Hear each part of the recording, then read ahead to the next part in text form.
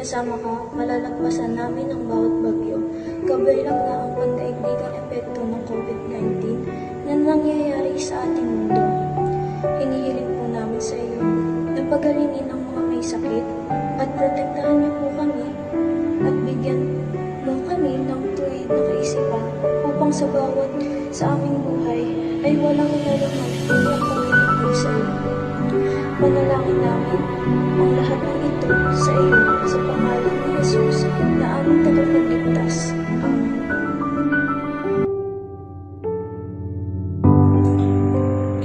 Sinasabi sa Jeremias 29, talata 11, sapagkat batid kong lubos ang plano ko para sa inyo. Mga planong hindi ninyo ikakasama, kundi para sa inyong ikabubuti. Ito'y mga planong magdudulot sa inyo ng kinabukasan punong-puno ng pag-asa. Salamat, Panginoon. Bagamat may orihinal na tinutukoy ang berso na ito, mayroon itong pangkalahatang katotohanan.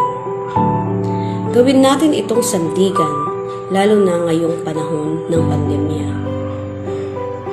Alam ng Panginoon ang ating mga pinagdaraanan.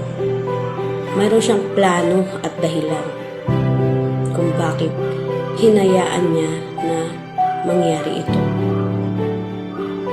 Maaaring gusto niya tayong magpahinga muna at maituon ang ating isip kung ano ang pinakamahalagang bagay sa ating mundo, gaya ng ating mga mahal sa buhay at ang ating kalusugan.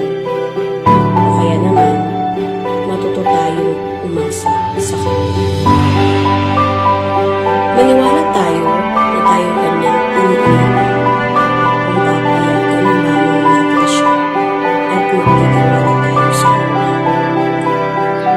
Ang mga bagay na wala sa ating kontrol, gaya ng paglaganap ng COVID-19, ay marapat lamang na iasa natin sa Kanya. Ang Panginoon na ang bahala. Ang Kanyang mga plano ay manunulot sa atin ng kinabukasang punong-puno ng pag-asa. Kung tayo lamang ay magtitiwala sa ating may likha. Amen.